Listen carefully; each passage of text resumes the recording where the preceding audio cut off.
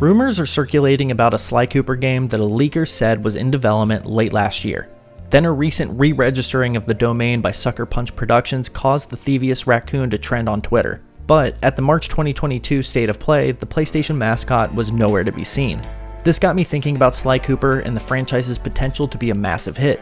The original trilogy is beloved by fans, and the Sanzaru developed sequel shows the promise of what another studio can do with the series. Not to mention the movie that was teased to release in 2016 but never saw the light of day.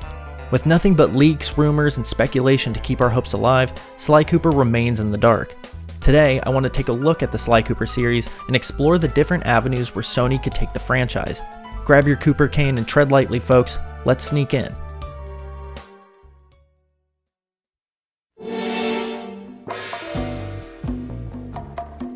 The original Sly Cooper trilogy aren't perfect games, but they are classics. The Thievius Raccoonus sets up the gameplay, characters, and story. Sly 2 improves on the original and shows what the series is capable of. Sly 3 continues to build on what Sly 2 accomplished, but in my experience, has some technical hiccups. Sly Cooper and the Thievius Raccoonus does a magnificent job of setting the tone for the series and lays the groundwork for some surprisingly compelling characters and gameplay. An international spy vibe mixed with the big heist noir energy drenches this game in a fantastic way. The history of the Cooper clan and its presence throughout history is surprisingly interesting. This lineage affects Sly as a young kid and leads him to meeting Bentley and Murray. The hunt for the lost pages of the Thievius Raccoonus brings Sly face to face with the Fiendish Five. These antagonists each have their own flavor and their backstories are well thought out. They also introduce the level structure, which is broken up into episodes. The gang's van is the base of operations, and each member of the Fiendish Five has a hideout that sets up each level's hub world. The player roams the hub, collecting bottles with messages that grant you a code to open a safe. The safe holds a stolen page of the Thievius Raccoonus, and the page contains knowledge of a new ability for Sly to learn. Sprinkled throughout the hub worlds are missions that, once completed, gain the player access to the hideout. There, they beat the boss, and then it's on to the next one. This cadence and level structure was carried over to the first sequel, Sly 2, but was iterated and expanded upon. The van still functions as the base of operations, but the thief net was added. While roaming the episode's hub world, you can pickpocket enemies, which earn the player coins and trinkets that can be sold via the thief net. Thief net is Sly 2's way of allowing the player to purchase upgrades for Sly, Bentley, and Murray. What I appreciate about ThiefNet and the pickpocket mechanic is that it plays into the stealth nature of the game and enriches the hub world gameplay without being too intrusive. It really only enriches the experience and accommodates the narrative. Since you're not looking for pages of the Thievius Raccoonus, this system allows the player to continue learning new abilities in a new way that makes sense. Sly 3 expands the story, introduces some new playable characters, and establishes a lot of new abilities for Sly and the gang. I'll be honest, I thought I had beat Sly 3 previously, but it turns out I got to 44% completion and stopped. If I remember correctly, that had to do with the game's performance issues and its insistence on adding too much to the recipe. The frame rate chugs, particularly during the 5th episode, and Sly 3 feels like it's trying to do way too much. By adding so many playable characters, 3D functionality, and way too many vehicle levels, Sly 3 strayed too far away from what made the series great. There's enough there that I like, and there's plenty of nostalgia for me to go back and finally beat it, but in my opinion, Sly 2 is the high watermark for the trilogy. All things considered, the Sly Cooper trilogy is great. Sucker Punch Productions created a fantastic trilogy, and it's one that could be remade. I think an entire generation of nostalgic millennials would rejoice, and a slew of Generation Z kids would also take to it. However, having another studio reboot or make a direct sequel has been proven to work, so let's take a look at Thieves in Time.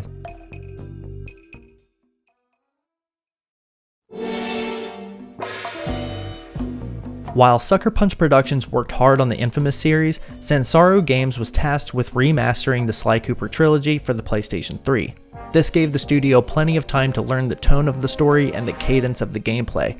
By the time talks of Sly 4 began, who better to develop the sequel than Sanzaru Games? Thieves in Time picks up where Sucker Punch Productions left off, but this time around, entries in the Thievius Raccoonus are disappearing, and it's up to Sly and the gang to restore and preserve the history of the Cooper clan.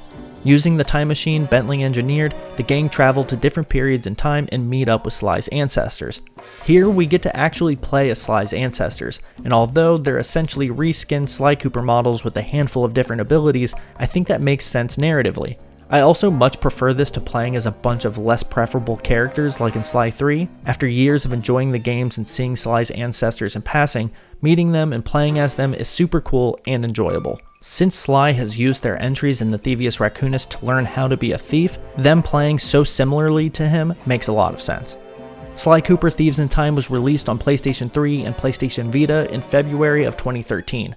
The game sits at a 75 on Metacritic to this day, but media outlets like Game Informer and IGN gave the game a 90 and 80 respectively.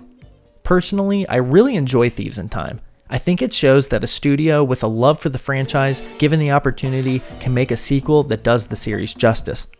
As of February 25th, 2020, Sanzaru Games is under the Meta banner, developing games for Oculus Studios. It's a shame in this instance because I think they really understood what makes Sly Cooper special and could have gone on to reiterate on the series. Since Sly Cooper Thieves in Time, the Sly Cooper games have laid dormant, but that wouldn't be the last time we saw Sly and the gang.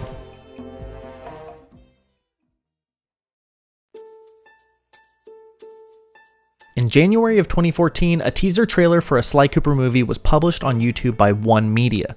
The trailer opens with what appears to be a heist gone horribly wrong, but as it turns out, Murray is going through some sort of weird donut withdrawal. The gang is racing to a donut shop in an attempt to get there before closing time to essentially enable their friend. After arriving late, the gang puts their thieving prowess to work and successfully steals a grip of donuts, but the trailer ends showing the gang being chased by police. This teaser manages to capture the humor and overall tone of the series. I remember when I first saw this trailer and being absolutely hyped for it, but unfortunately it never actually saw a release. In March of 2016, during an interview with IGN, director Kevin Monroe stated, "I'm standing by waiting to jump on top of it. I'm just waiting for the phone call. I know everyone is really motivated to make it work, and I think things like this just take a long time to figure out. I'd love for it to be more dramatic than that, but I think honestly it's a small miracle that Ratchet gets made, let alone you figure out how to roll off one right into the other." However, nothing came of the Sly Cooper movie. In July of 2017, Technicolor Animation Productions began working with Sony to adapt Sly Cooper for the small screen.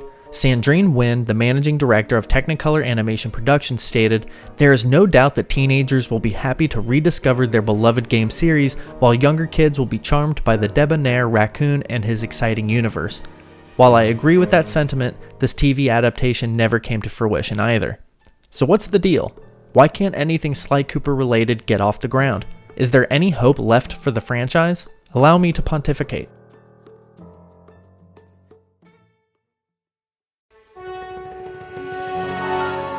I think we'll likely see a new game before Sly Cooper crosses over into other forms of media. Although I think it would be successful, making another game feels like a safer bet, especially when you consider that Sly is really at home in the video game space, and film and TV is uncharted territory for the raccoon thief. Plus, Ratchet & Clank's movie underperformed, but to be fair, Sony is starting to hit their stride in terms of adaptations of their games with Uncharted and The Last of Us.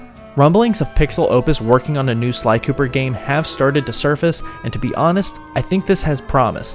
When you look at their work on Concrete Genie, I believe they have the chops to make a Sly Cooper game that will do the series justice. Only time will tell, but until then, all we can do is keep our fingers crossed and unearth our dusty PlayStation 3s whenever we want to revisit Sly Cooper and the gang. What do you think is next for Sly Cooper? Let me know in the comments below. Thank you so much for your time and attention, it means the world to me. If you enjoyed this video, subscribe to the channel. I make videos like this, as well as retrospectives and the occasional review. I also host and produce a weekly Nintendo-centric podcast called Me, Myself, and I that you may want to check out. It's available on YouTube in video form and on all major podcast services. Again, thank you for watching. Lead with love and stay hydrated. Take care.